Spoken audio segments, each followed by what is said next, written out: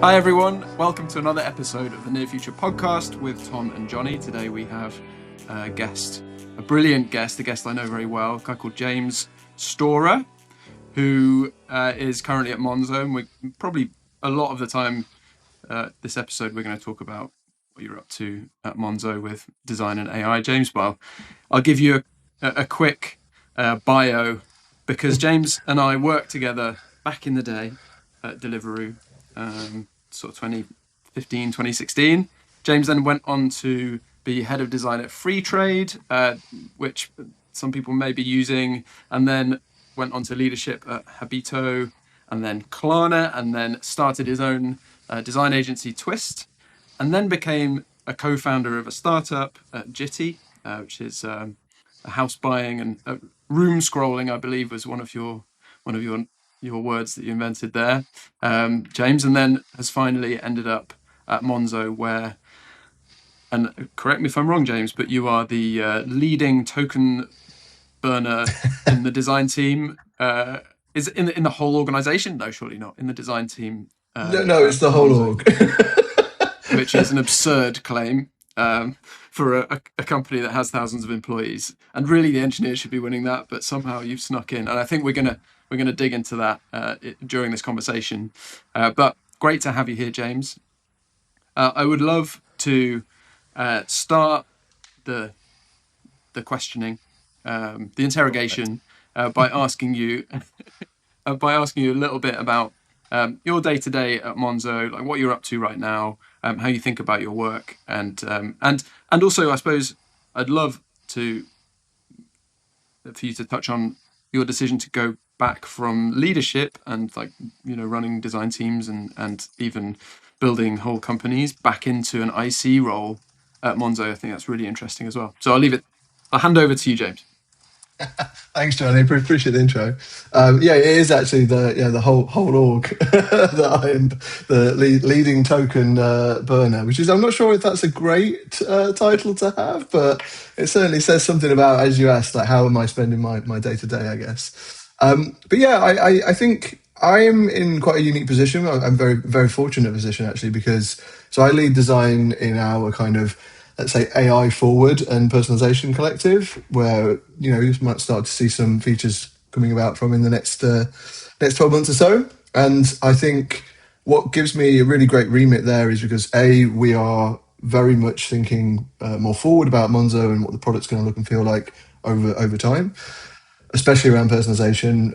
You and I today probably have a very similar looking app, and we want to make that way more personalized for each individual.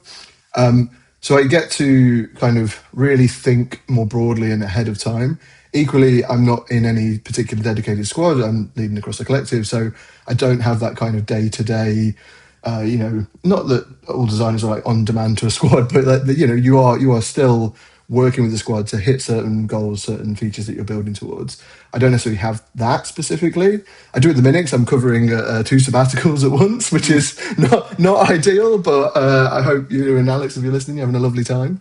And yeah, so I am actually getting into the weeds a little bit right now, which is also very nice.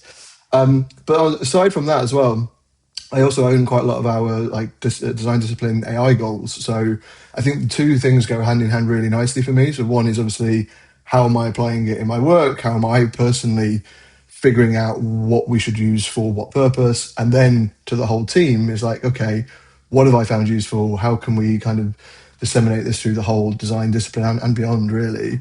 And I'm not the only person doing that, but it's just that obviously I'm kind of owning a lot of those goals. So I'm trying to figure this out. And as I said, being in that kind of great position of getting to really, do what you say, put your money where your mouth is, if you will, I get to kind of do that day in, day out. So I would say that I spend a lot of my time playing around in Cursor, in Claude codes, whether that's prototyping or figuring out how we can use it to build data dashboards really easily or interrogate insights, all of these things that I think one time or another are all part of our roles as designers, but weren't necessarily quite so accessible, weren't so easy just to do. So it's a really great place to be. What a time to be alive. And I actually think that probably answers the third part of that question, is like why to go back into IC work. I think I've actually, I mean, you probably know this if you looked at my LinkedIn for a little while this morning, and maybe Tom's Claude skill didn't pick up on this one, but I've kind of flip-flopped between management and IC work, like for the last 10 years or so. And predominantly then, you'll know this as well as I do, it was the only direction. You had to become a manager, a lead to be able to sort of progress. So I did that then. I did the kind of classic, I'll manage some people. And then, you realise that I'm actually, what's the best way of putting this? I'm a great leader, I think. I'm a good lead by showing how to sort of lead from the front. I'm not sure I'm the best manager. I've chatted to a few of I've got a few reports now. I'll let them sort of hang me out to dry here. But I think I described myself to one of them as a bit of a chaos agent. So I think it's not always the best thing, but I really love helping people progress. But I really love doing the do as well. And what's worked really well for me with there is as I've gone through these cycles of leading a team and then being like, I just want to get involved, you sort of then have to go back into an IC specific role.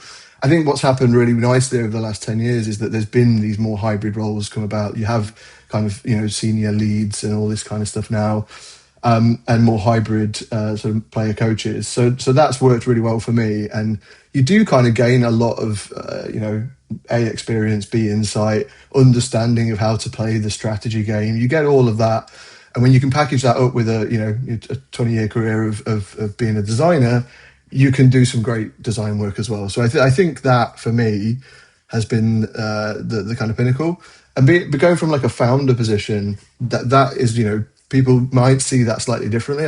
For anyone that's done it, Jonny, you'll know this for sure. You are in the tools like 24/7 because there isn't anyone else. There is no team. You are it. You are the first and last line of defense. So for 3 years, I was the only designer, and that's got some benefits. You get very, very into the tools, but the side part that made me want to go and join a more established team was having peers, having people to learn from, to continue to develop myself as well. And equally, just having some really, really great people to work with. Again, I think Tom, you'll have worked with some of the great folks over at Monzo that you'll know what a fantastic team it is. It's a fantastic team, and you're lucky to work with them. Love that story. There's one thing about the career back and forth that I was particularly curious to ask you around. And I'm curious with this AI-shaped role that you're doing at the moment. Do you see that as... It seems like this sort of sweet spot of bringing together your IC focus, and there's some people leadership and there's some direction setting across the company. I'm curious if you see that as like what the time horizon is for that. Is that like a 1-year role that then you switch back into IC or people management? Or do you think the future of this craft is this hybrid pulling together of disciplines through AI enabling that? It's a really great question.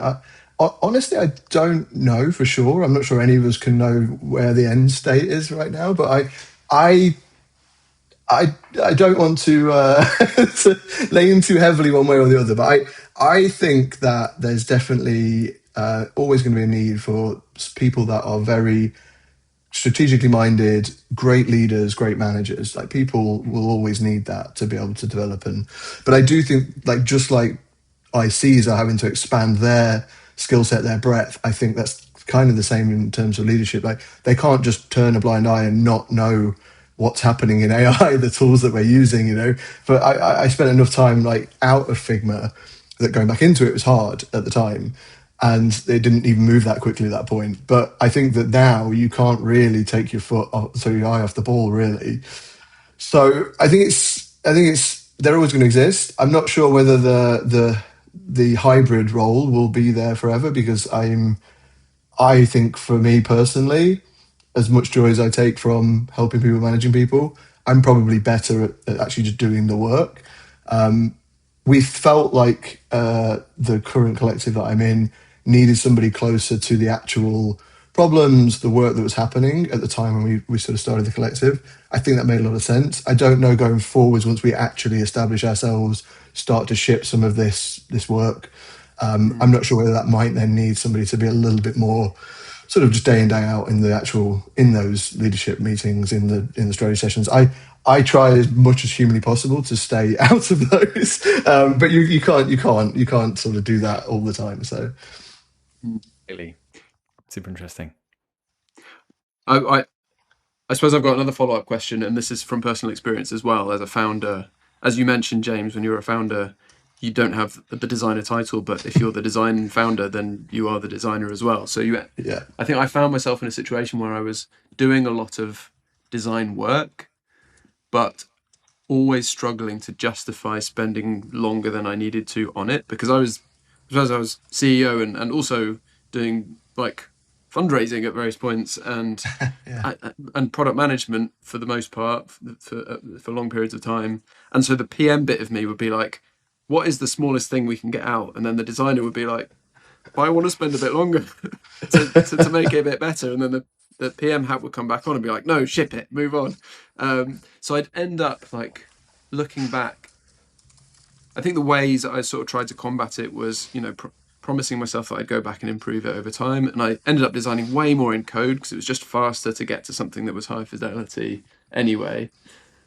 But I'm just interested, like, as you left being one of three founders, but like, various things on your plate and lots of competing priorities as a founder of an early stage startup, then going into a big team. You mentioned being out of the tools for a while. It's hard to catch up. Was that a moment where you had to sort of recalibrate how long you could spend on craft, or how you would sort of prioritize where to put your time? Yeah, I mean, I think like one of the driving factors for me to sort of leave founder life was that many hats, and at points it's enjoyable, it's great, the energy's there, it's fun, but it can also be an energy sort of sap. It can take it out of you, and so I think for me it was more around like being able to have that extra time to spend thinking about something you want to. I just needed that mental energy to have that ability to do that. And don't get me wrong, I think AI has been phenomenal for being that thought partner, being able to like accelerate parts of your work. Like you said there, it resonated a lot with me. I was predominantly like building features by the end of Jitty. I wasn't really designing everything first because one, we built a really great design system, so you had all the Legos available, and you can't always be too precious in a startup where days and hours are your enemy, not the weeks or months it might take to ship features in bigger orgs.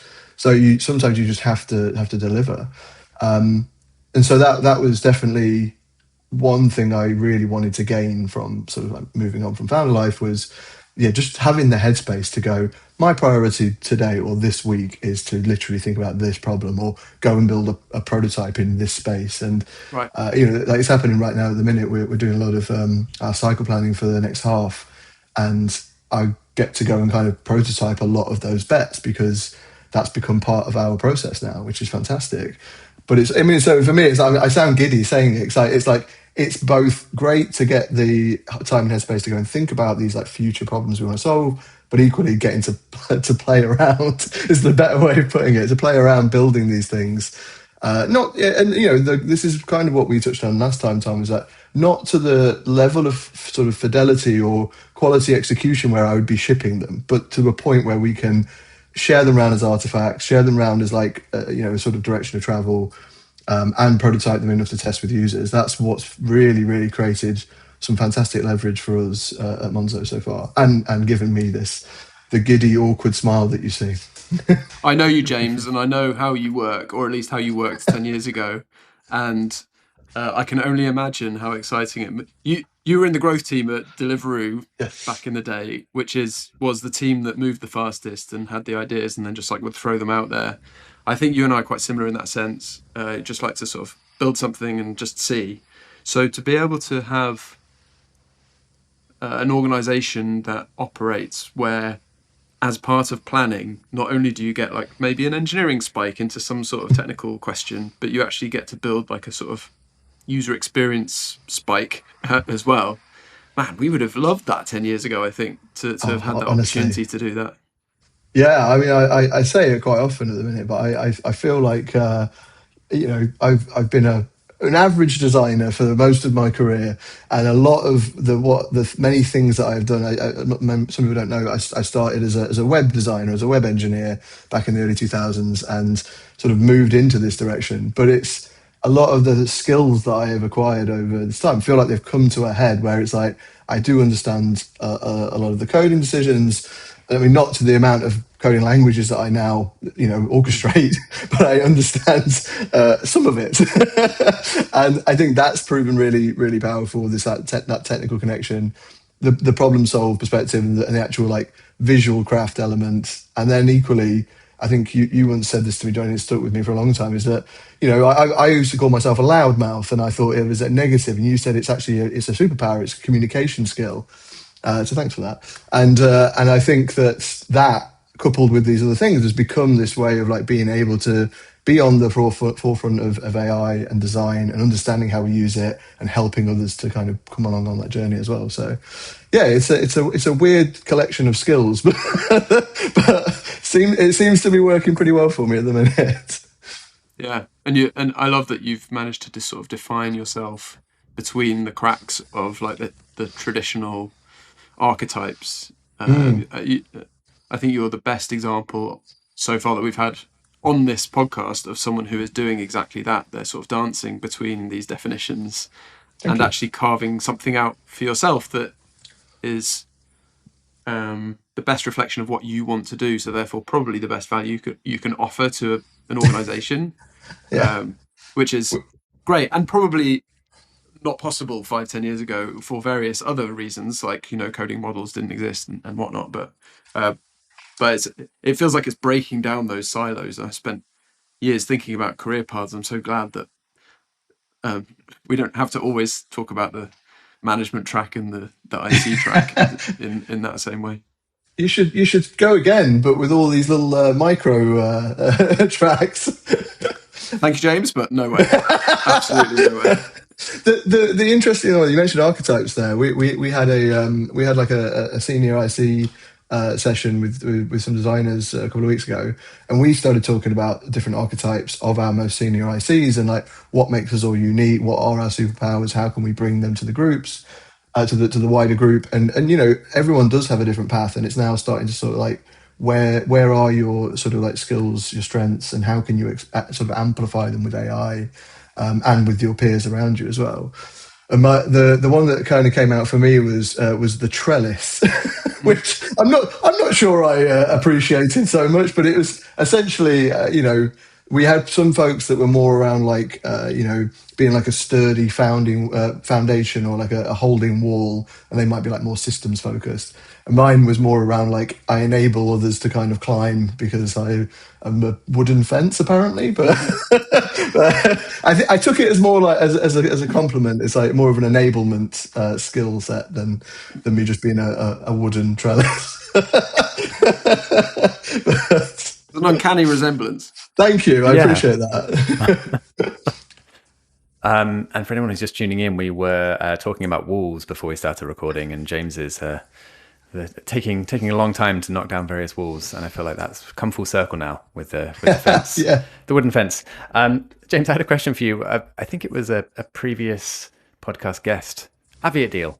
He posted this morning or over the weekend on LinkedIn about the idea of raising the floor and raising the ceiling happening in different ways, and then perhaps the more traditional model, and this is my interpretation of what he was writing, but the more traditional model of outlining what skills are required for a team and the sort of core competencies of a progression framework is that floor, but the ceiling is kind of this more exciting uncharted territory. And your comments there about archetypes and specialisms sort of start to get at that a bit. And I remember from my time at Monzo as well, there was this sense of once you reach a certain level, say staff designer, everything above that level, if you're looking for a promotion or looking to get more senior in your role, really needs to come from you and really be driven and defined by who you are and what value you're bringing to the organization that is uniquely valuable in terms of how you operate. So I'm kind of curious with your sort of theme here, how much of it is about AI at all versus just individual career growth and sort of skill improvement? Like, is there a specific AI lens to it, or it's just like AI exists now, so why not? Like, maybe we should talk about this, and there's probably AI ways that AI can help with all of it. Or is there a more structured way that AI is sort of integrated into this? Because I'm curious how that does raise the ceiling of the team, and with an organization of 100 or so designers, that has the power to be very impactful at setting or raising that bar for what teams are capable of. Yeah, it's a good question. It came up. I went to Config this year, and there was a similar quote about sort of AI lowering the floor, but it's up to us as designers, as technical and non-technical people to raise what the ceiling, raise what's possible. And I think this comes across for me in terms of what I look for when I'm thinking about kind of craft now. When I think about design craft, and just to be clear as well, we haven't like solidified anything in our progression framework yet. I think it's a little too early. We are going to make some changes around just staying curious, continually learning, and I think AI fits within that band. Again, it's like you don't want to brush AI on everything just for the sake of it. I think it's trying to understand like actually what are we looking for, and how is that going to sort of help both individuals and the wider team at Monzo sort of elevate. And I think that's the key for me, is that we've always looked for in product designers, you always look for strong breadth of skills, like craft skills amongst others, and then you look for those like individual depths, the T-shape, right? So I'm talking to two very senior designers. Apologies. And one that built the book on progression frameworks. So you see what a T is, Jonny. You take this, but so the point I'm making is that I think there's this a lot of information at the minute that makes it sound like we're just expected to expand and expand and expand our role, and AI is going to let us do all of these things, and all of a sudden we're going to be product managers and engineers, and we're all going to just keep going. I'm not sure I view it quite as the same, but I think it widens what we are able to do and what we're able to do better. Like there's been a bunch of times in my career where data has not been a strength of mine, or like motion, for instance, skills that you are definitely on that craft sort of framework, but you don't always you're not expected to have them, or even have a depth in them. I think that that's the floor sort of lowering to me, is that I now can go onto Figma and I can say, can you make these shapes move, please? And it might do it, maybe. but the point I'm making is that it allows me to have this base entry at the very least to where we have incredible motion designers, by the way, at Monzo, and I wouldn't belittle their skills, but that's their depth, right? And so where I look at it is that it allows me to do that. It allows me to interrogate BigQuery or look at Notebook LM or Notion and look at our latest research studies and really try to pull some snippets of insight. It shouldn't replace us going and doing research in specific areas, but it's great to be able to quickly pull together something. So that's the breadth for me.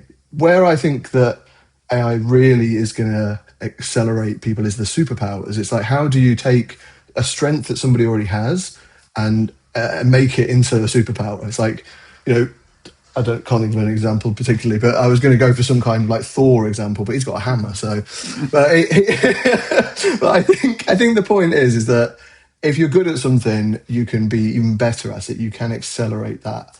And I think that's like, for me, it's the technical side. It's the being able to build stuff. It's the understanding. And I've always done a good job at being able to connect those worlds and really being pragmatic about what was possible.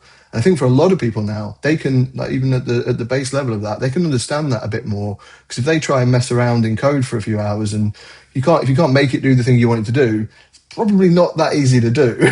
So, whereas if you have an interaction in mind, or you've seen it and you want to sort of play around with it, you could drop a video of it in. We do this a lot now. You sort of like reverse engineer interaction patterns. I think like those things to me are like, they are really being able to accelerate those superpowers. And so that was a very long answer to your question, Tom, but I think that's how I see the difference between sort of like the lowering the floor and the raising the ceiling. Yeah, I really like that. I'm not sure that's the answer to your question, but it's an answer. it's a good answer. Yeah, I think it makes a lot of sense. And then I guess as you get more senior, that expectation of how you raise that ceiling is more on you to know yourself and what that shape looks like, and maybe the role of managers to help you reflect back what that is. Yeah, and I guess use AI as well to even help reveal that to yourself, not just to get things done. Yeah, I mean, honestly, I used AI a lot last year when I was thinking about what's the type of role I want post founder. And you just talk to it and say, these are the things I enjoyed, these are the things I didn't enjoy, here's where I think my strengths are, blah, blah, blah. And it can just be a really great sparring partner in that respect. And it's either talk to ChatGPT or talk to my wife, and I get pretty much the opposite. I get sycophant and no, just do it. I'll let you decide which is which. Amazing. James, I'm going to switch gears a little bit, unless you have any more follow-ups, Jonny.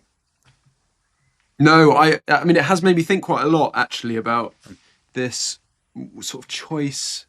Is there this choice that we start to have now where we can go and specialize in some new direction because we've got extra tools? Like I could go and become a design engineer even though I've never been an engineer, maybe a little bit, but I think what we've always found, and we've talked about it on this podcast before, is in any given domain, everyone outside that domain is like, oh, AI can do that now, so design is cooked, or etc. etc. All of this like ridiculous stuff. Anyone who's inside that domain and knows what good looks like knows that not to be true, and there still needs to be true expertise, and actually what it means to be an expert changes and will rise as the technology enables more of the easy stuff or the rote work to be done. And so it would be easy to like tell this story of, well, every designer can now do everything because there's AI to do it. But in fact, the standard and the expectation is shifting such that like it's still a function of how much time someone has in the day. Like I can't be an excellent PM and an excellent engineer and an excellent designer because there just isn't enough time, and I don't have enough time to get good at all of those things. So I'll end up still being mediocre at all of them, which is what I would have been 5 years ago as well. It's just interesting to think about, I think, like this illusion of all powerful designers, when I suspect that will not be the end result. We will still need to have someone who's exceptional at motion if we really care about that. There'll be a set of companies where they're like, yeah, it's fine, but, it's good enough. Or they don't want to spend the money on the specialisms, but Yeah, yeah. I agree. I don't think, by the way, any of the sort of AI assisted coding or products that I build, I don't think any of that makes me an engineer. And similarly, you said like what other things does it apply to? Like I've been messing around with hardware. I've never touched hardware in my life. And now I'm like, oh, am I a physical engineer now? Cool. I was looking at soldering irons the other day. I don't even know how to use it. I haven't used it since I was like 15. I wasn't very good at it then. But now you work in robotics, James. But obviously. now I'm a robotics engineer. Exactly. Yeah. I've got promoted. But I think that honestly, you're right. None of these things makes you those things. It doesn't make me a great engineer or a great product manager, etc. And likewise, it doesn't make an engineer a great designer if they go and prompt Stitch to throw a few visuals out. It's still the core skills that we have make us great at those specialisms. But I love the mentality of I can go and try things. I can do X, Y, and Z. And I would love to do more of that. Like the hardware thing came about from, I've conquered all these mountains. Like what's next? It was actually because I wanted to build something for my kids. But I think the great thing is just that feeling of possibility of like that you can have a go at anything. Where previously, the first hurdle that you hit and you're like, nah, I'll go back to drawing pictures. Yeah. What have you built recently? What are some examples of that hardware?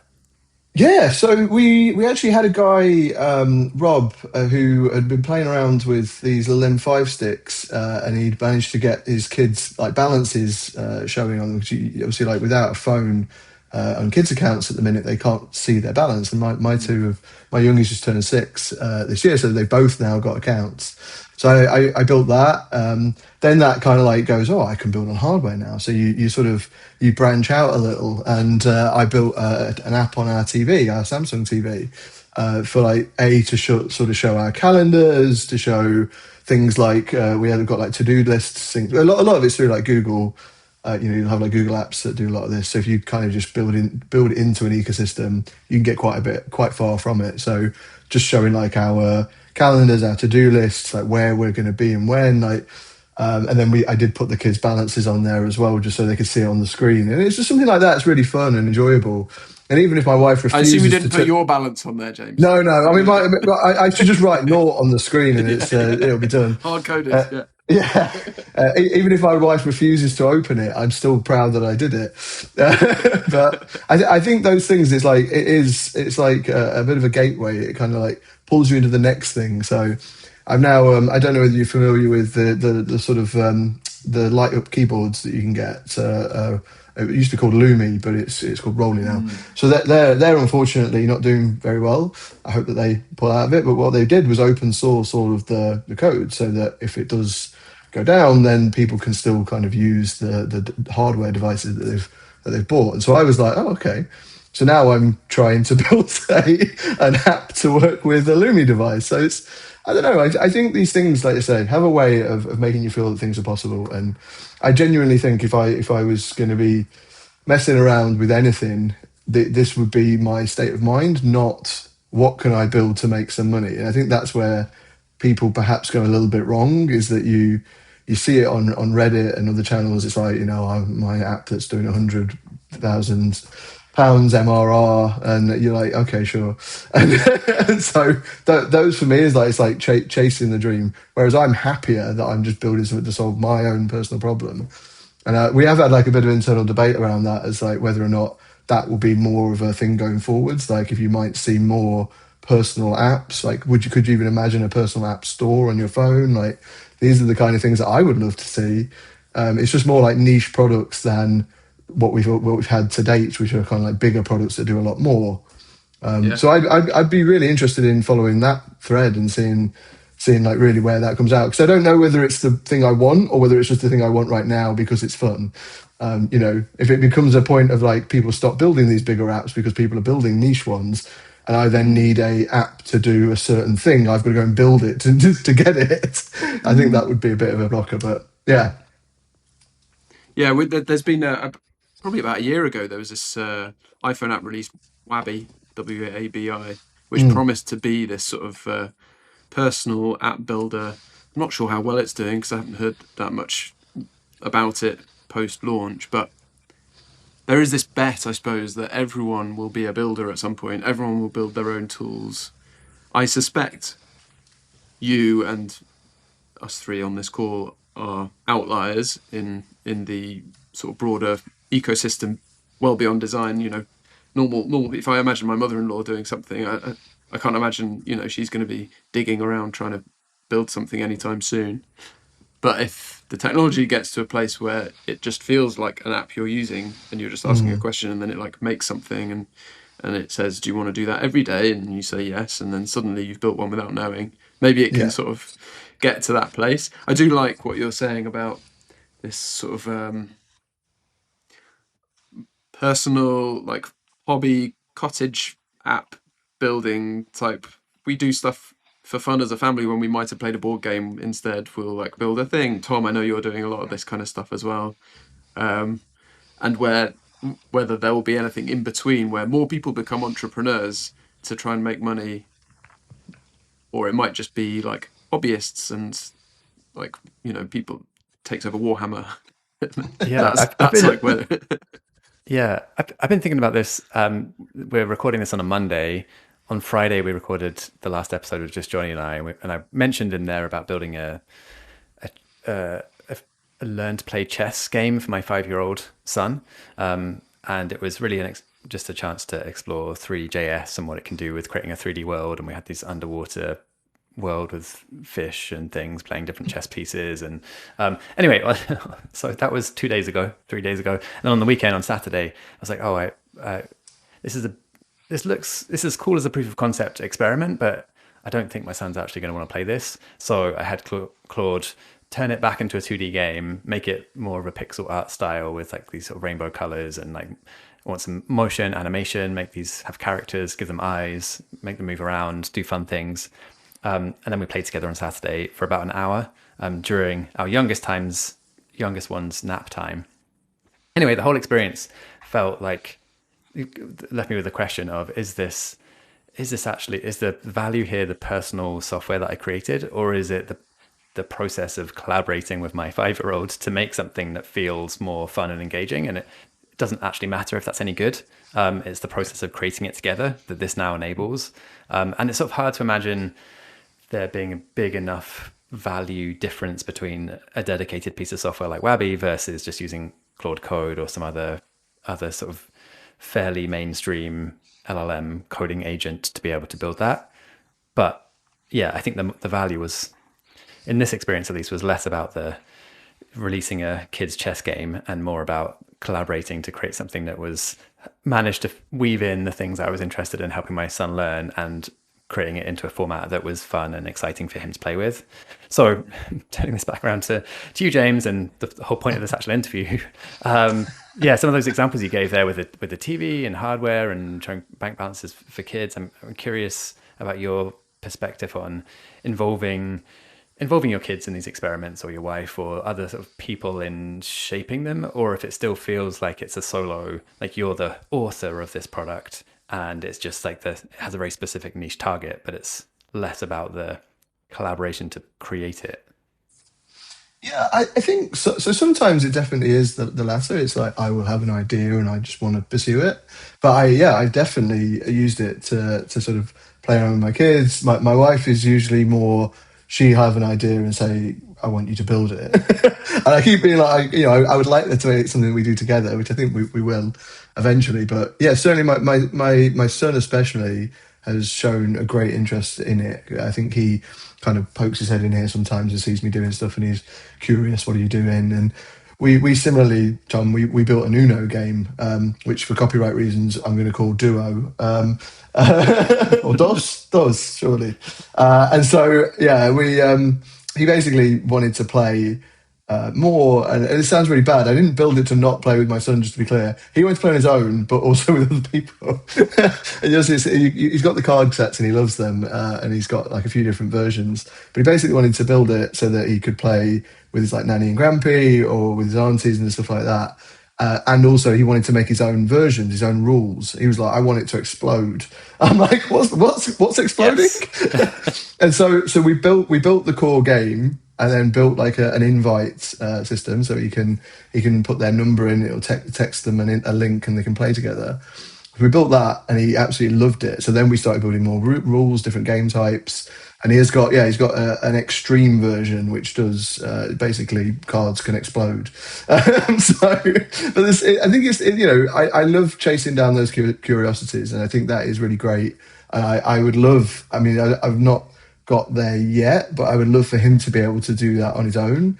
I think maybe a tool like like Lovable or something like that might be beneficial for him in that respect. Not to sort of pencil any particular one out, but I can't see him like firing up Claude Code anytime soon, for instance. But I would love for him to be able to do that. And so when we were building it, I was trying to get him to do the talking. So like speak to it, tell it what you want it to do, trying to understand that this is like prompt engineering of some kind. So it's it's like building those skills, I think. I mean like, for what it's worth, as much as what we've learned in our X amount of years, gents, he's like, he knows how to use his iPad more than I ever have known how to use it, to the point where he actually managed to lock me out of it, which I couldn't actually figure out how he did. And they're going to be AI native, these kids, so they're going to fly. So I think it kind of enabling those curiosities now is great. And I also sort of think, to sort of bring it back to the broader design team and how we work in companies, is it's the same thing, really. I mean, I don't sit with many of the staff, and teach them how to build Uno, but I do think it's like it's stoking that curiosity and honestly, like, it's just having that kind of growth mindset, that learning mindset that's required. And I don't think that means that everybody needs to be a builder. I think it's the same point as I just made about me and my wife. Like, I'm the builder, but she can have ideas and want to know how to do it. That curiosity at work can sometimes be, there are a bunch of people that are enabling, laying those foundations and creating the right environment so that anyone can pursue those curiosities. So then when they are there and they want to do it, you need it to be simple, you need it to be easy to access, and so they can just go and do it. And we've had some real success with that. And it's been really nice to see people that would have, 6 months ago say, I'm terrified of AI. I don't know what I'm doing. I don't know what's going on. To then be like building like full flows with APIs, with data call ups, and doing it like pretty much on their own. It's really nice to see that progression happen. Yeah. I was with my parents this weekend, and I told my dad, who's a vicar, about Lovable. And I said, you could build the new church website. And he said, oh, the church website's awful. And we have a web guy. He's a young guy, about 50. And I was like, the average age of the sort of church team is such that the young guys are 50. But niche market. How long would it take for me to build this? And I was like, a church website, what's going to be half an hour? Probably something like that, Just point it at the old one to get the brand, and then, off you go.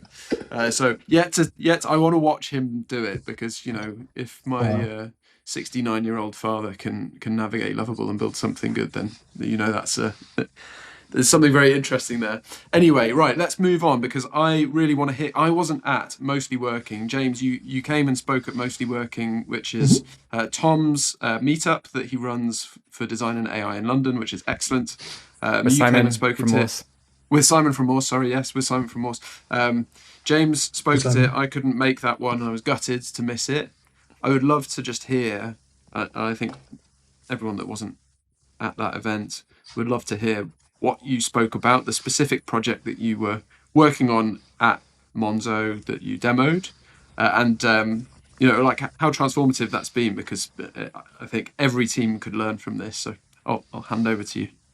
Yeah, awesome, thanks. So I think it was actually similar to what I was just saying. Is like it was very much how we're trying to enable designers to use AI, inside a real team, real organization.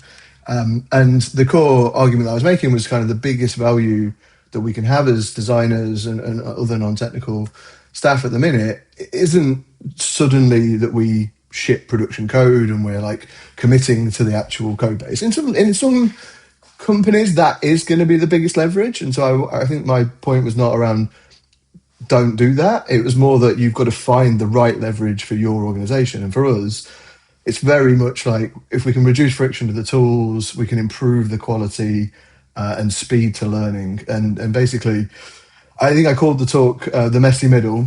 And yeah, it was really like trying to define that gap between, as I mentioned at the start of the podcast, was between like AI, the public narrative of AI is replacing everyone and anyone can ship immediately and make 100,000 MRR. But versus like the actual reality of using AI tooling inside mature organization, inside a regulated organization. I know there are other banks, fintechs that don't even have access to LLMs to this kind of tooling. So it's, it is great that we have got that. And I think for us, like the work has really been like a mix of having this like prototyping infrastructure that I've helped build, but also like safe access to the tools. Like we have contracts in place with all of these LLMs so that we're not using, they can't use it for training data. We're not putting PII data in there. But equally, like you need the infrastructure to help you set all this up. So you have to have like security and platform supports to give you sort of that capability. So it is a team effort. Honestly, like, everyone's sort of bringing their bit. But we, like I said, the core from my perspective was if we can improve the kind of quality of our prototyping, our learning, we can get these like higher quality insights just to basically, I don't think it's even efficiency at this point. We were talking about it more as, if you look at like an efficiency by value graph, we're very much at the top end of the value. I'm not sure we're like that much more efficient. You probably just spend more time like, stressing the details, which isn't a bad thing. But I think the higher value is that we are able to just be more sure about the direction we're going in. We can get this like much higher quality signal. I mean, like you consider even a year ago, we were probably still stressing about how do we put inputs in prototypes. It's really mental that we've gone from not having been able to solve that for 10 years to all of a sudden, hey, we can do that. And also, here's this entire database backend that we can have that mimics a bank. So I mean, and so that's just to bring it back to the point. That's actually what we've built, is this kind of clone of the Monzo product and an ecosystem. So we have a design prototype built in React Native, so it feels like the Monzo app, but it's using all sort of like fake data. We can create accounts, connected accounts. We can simulate transactions. And what it's allowed us to do is to be able to build much faster into, more murky directions. You can prototype much more quickly. You have an idea, and rather than jump into Figma, sometimes it's much quicker, especially where a lot of the things that we're thinking about at the minute are AI enabled. It's quite hard to do that on a static canvas. You using a prompting agent as your canvas. You say, this is what I want it to do, here's how I want it to work. You might want to add some color on that. This is what I've sort of like mocked it up to look like, but we built it all on the rails of our component system, so it knows all of our DS. It's like you can get much better quality. I think I called it previously, where you might have used Make, Lovable, or similar. You kind of got the Timu Monzo, which is it just comes out splashed with a bit of hot coral. It looks awful. It doesn't look anything like the product. And I think we actually, honestly, I'm still believe in using the right hammer for the right nail. And I'm not saying that the React Native app is the only way to test anything or the only way to learn, but ultimately as well, it's difficult to go out to users as a bank, show them this hacked together product and be like, can you what would you do with your money, or could you tell us where you would put your account details?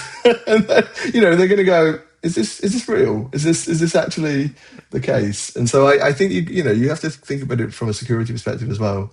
But yeah, what we've built, I'm really pleased with, and yeah, it really is enabling us to sort of move faster in lots of different directions. And like I said earlier, it's great when you see people who previously were a little bit more AI shy or a little like unconfident using those tools pop up with this whole prototype of like the thing they've been working on, and then testing it with users as well. We had a sprint 2 weeks ago on a product I can't talk about, but they literally, like, start of the week, we just were jamming on ideas, we were thinking about the specific use cases, and then they turned it into prototypes and tested it by the end of the week using this React Native prototype. It was fantastic to see. So it's, yeah, I really love that level of quality and craft that we can get out of that in such a short space of time is just phenomenal.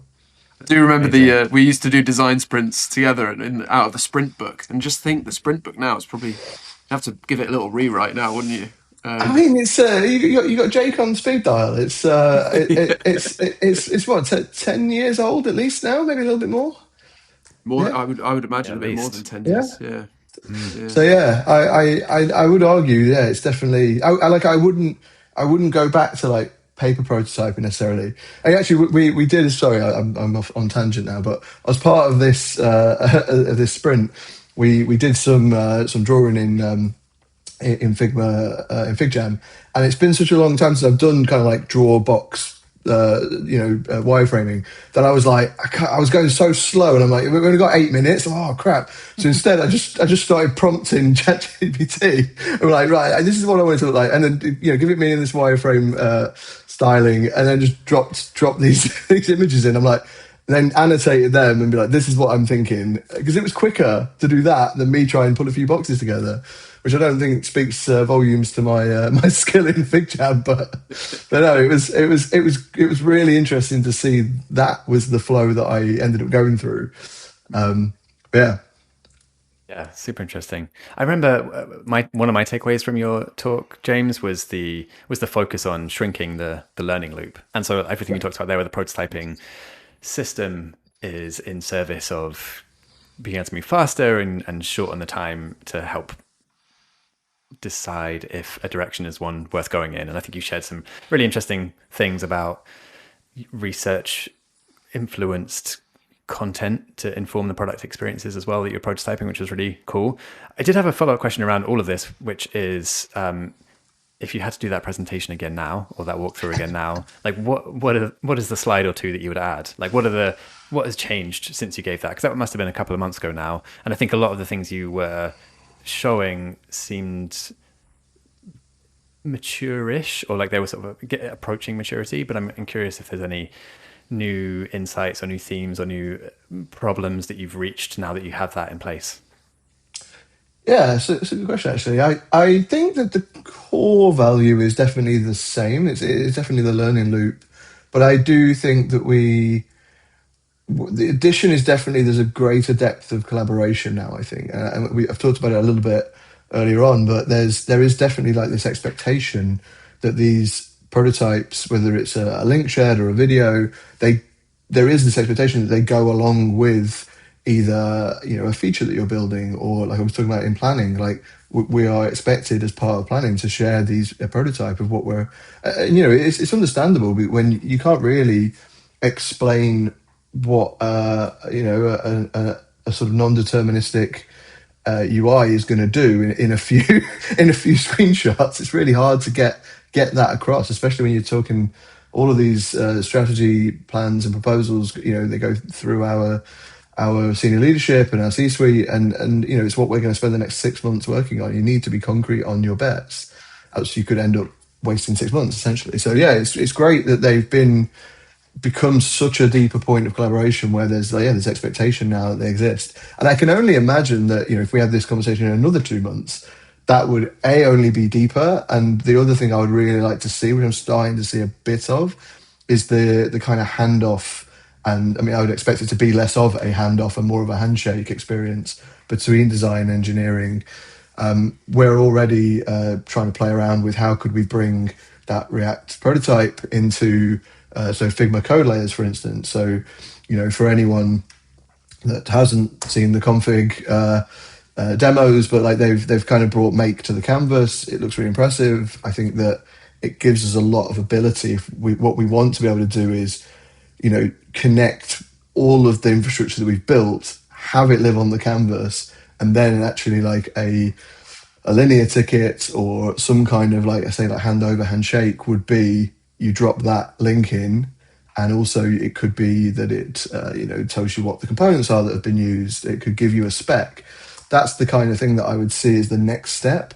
But equally, the reverse, not just how do designers make more code, how do we get engineers and product managers getting into Figma, getting into those prototypes, and then saying, well, actually, we could do it like this. Duplicate, boom, here's my idea.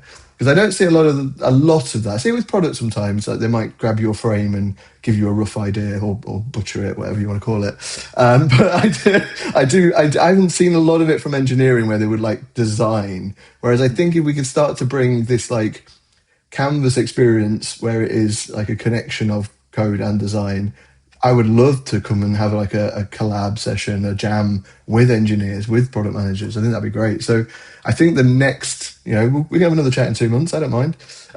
In 2 months, I would love to be telling you that not only are design utilizing this to shorten the learning loop, we're using it at a strategy level to set vision and direction, and there's this expectation that these artifacts go along with the actual features that we're building.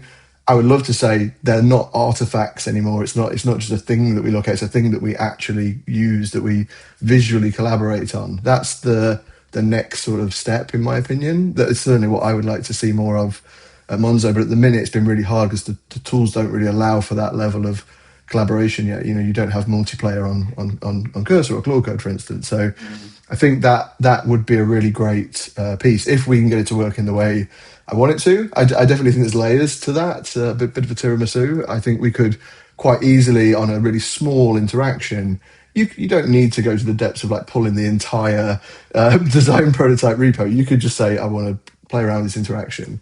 And then you might have a few riffs off of that with other people. But yeah, I think that for the sort of depths of where we want to go with the design prototype, I really do think it's about just trying to choose the right path. So if collaboration is the key element, keep it light, keep it on the canvas.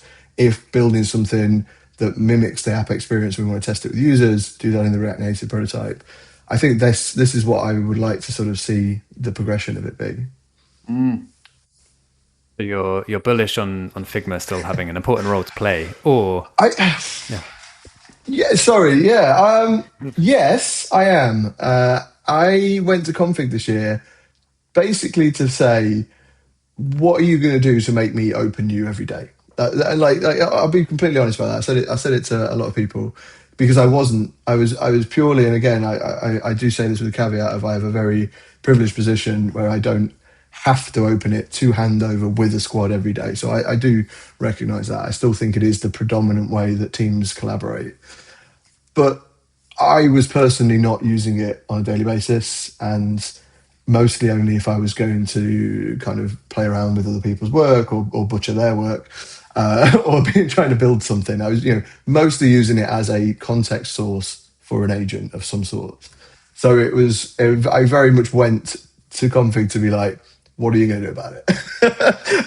and I honestly, I do think they popped up with a great answer, because I think at the minute, the thing that cannot be matched is you still have every designer knows how to use Figma and they know how to use a canvas, and that is still their primary sweet spot, their primary tool.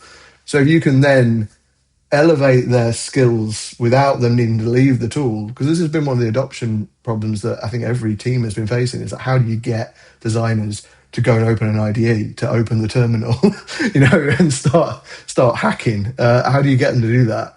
So it's quite clever that the way they've done it with Figma is just that, let's bring it to the canvas. I don't think Make was the thing. I think when they built Make, they were trying to stave off Lovable.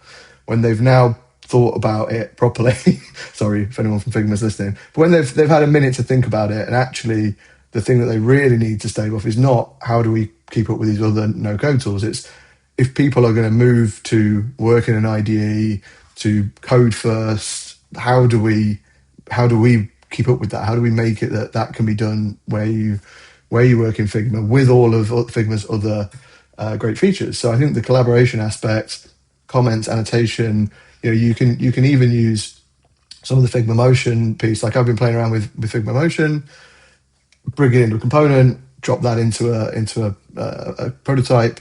It's all connective. Same with Weave. Like you've got that the node-based tool, how it kind of connects things, and if you change the source, it will update the whole piece. That's sort of what I expect now from any tool.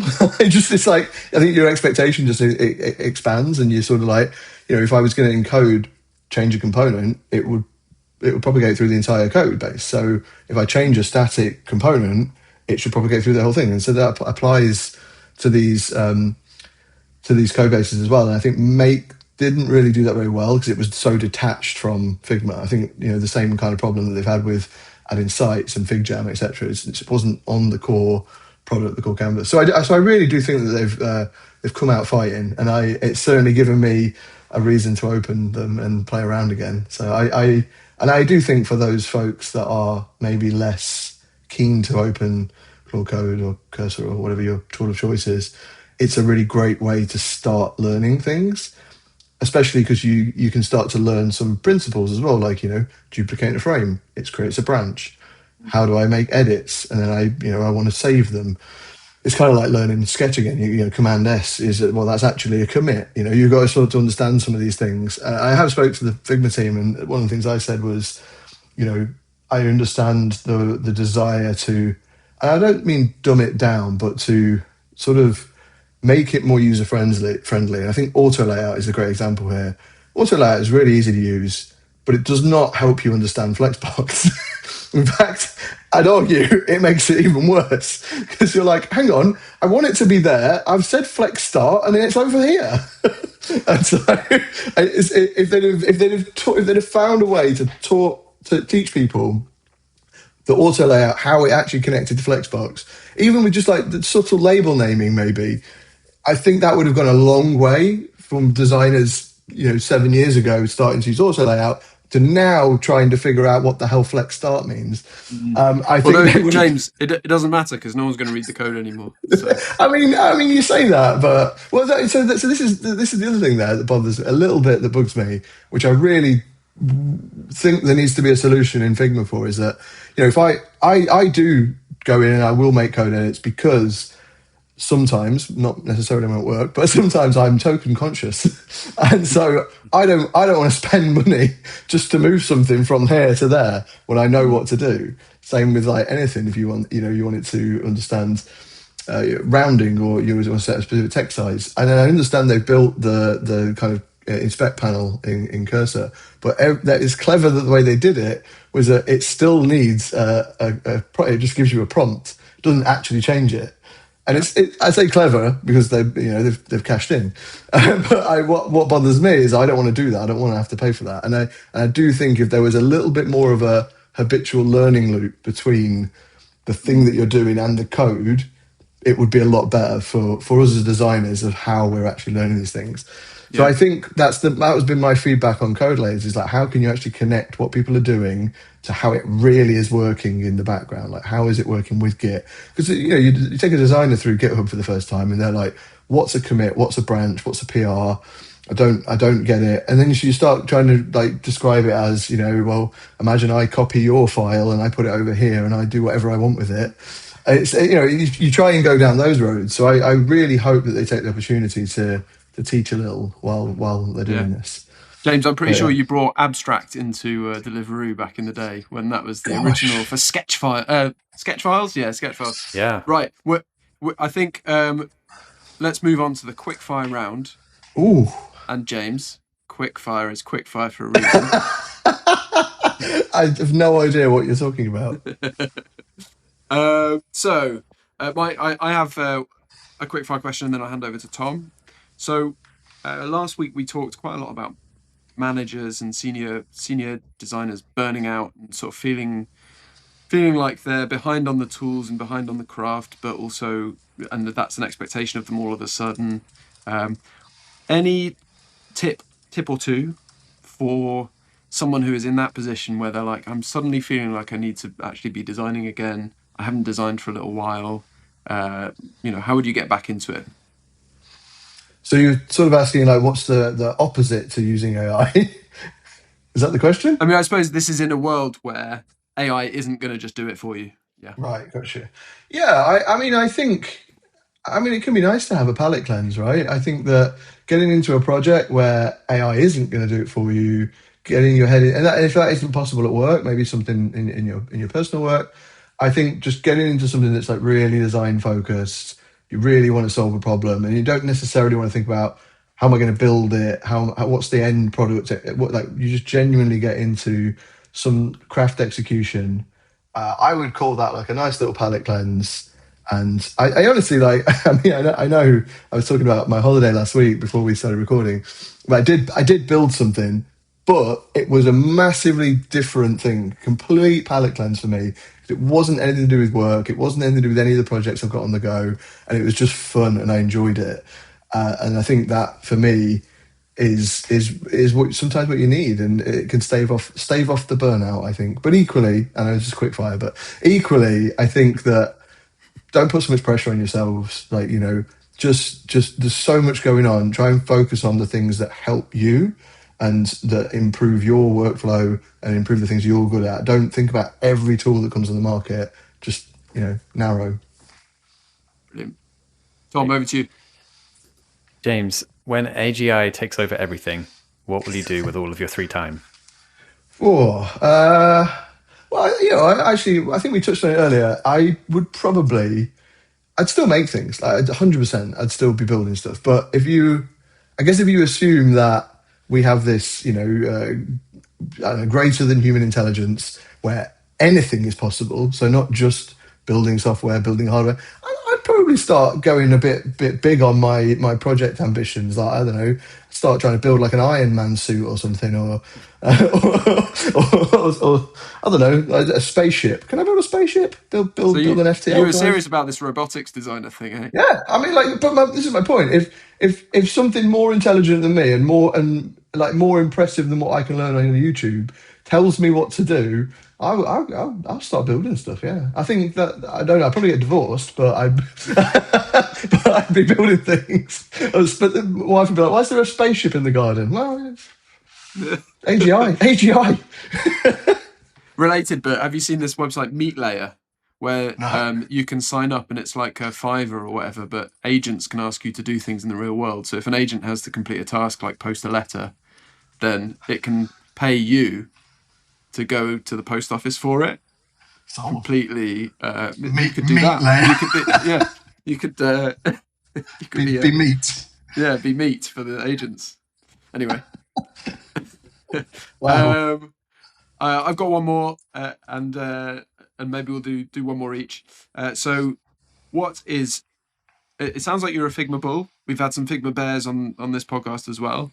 Aside from Figma, what is your favourite product at the moment? Ooh. I can tell you my most used actually, and then probably favourite as well. But I've been using Hex. It's a dictation app, but I like it because it's open source, so I managed to like build on top of it, build some of the features that I wanted it to have, make it a bit more like Whisperflow, but without having to pay for it. Sorry, Whisperflow. If you ever want them on as a sponsor, I've just killed that now. So, so that's definitely my most used because I pretty much don't type anymore. And I'd say favourite. Am I allowed to say Monzo? Is that is that too much of a plug? I mean, it's a little bit embarrassing, but you can say it. Oh, no, I think probably Cursor is my favourite. I genuinely, it's the first thing I open in the morning, so I would say that gives you enough to know there. Fascinating. One very niche specific question about Monzo, since I previously worked at Monzo, you're at Monzo now. I'm curious what the best AI themed Slack reaction is. There's some really good ones actually. I would say it's really the AI image game has really taken off in the last like 12 months, and I think my joining has got nothing to do with that whatsoever. I feel like But you maybe have led that charge. I do enjoy it, but I think anything that gets created immediately gets turned into a Slack reaction. So there's some really cracking ones. We've got our design system lead, Sam, who I'm sure you'll know very well, Tom, and he is our sort of resident Apple expert as well. And he recently had a really big milestone and at work, and I turned him into a sort of Sam Jobs character. Good old. I think I might have done that to you one back in the day as well, Jonny. The old Silicon Valley. I think so. I think we were both poster. We were both in that poster. The hair. I remember the hair. But yeah, so I did that, and now there is a Sam Jobs reaction. So anything remotely Apple related gets the Sam Jobs, and there's a few other really good ones. But yeah, I've got an entire folder just like AI slop images basically. And what is your tool stack of choice when generating such memes? That's a good question, actually. I've found a lot of joy with ChatGPT, actually, recently. I had a whole Gemini period because I thought Nano Banana was pretty good when it first started, but I tend to find the drift on Nano Banana now is like really wide. You can sometimes get really good output and sometimes it's awful, whereas I think it's a little tighter on ChatGPT. You might sometimes need a couple of revisions, but I also think the UX on ChatGPT's image generation has got a lot better because you can describe more specific edits. You can obviously circle and annotate and things like that. And you can, if it wildly misses, which it really frequently does, if it wildly misses the reference photo, for instance, you can drop it back in and say, no, this. And I don't know why, but whenever I do a picture of me and others, everyone else comes out great, and I look like some kind of burnt cake. I'm not entirely sure what's going on there. I think it's out to get me. They're trying to reduce my token usage. Well, if we clip one thing from this podcast, James, that'll be it. The burnt cake? Oh, surely not. No, you said some good stuff. I'm sure we'll find something to clip that eclipses the burnt cake. Right. Let's wrap up. I think let's wrap. James, thank you so much for joining us, and really excited to see what you continue to build at Monzo and keep pushing AI forward and all that kind of stuff. London is a fintech capital, and we've had 2 fintechs so far. We'll probably continue. So great work there, and thanks everyone for tuning in, and we'll see you next time. Awesome. Thanks both. We appreciate it. Bye. Bye.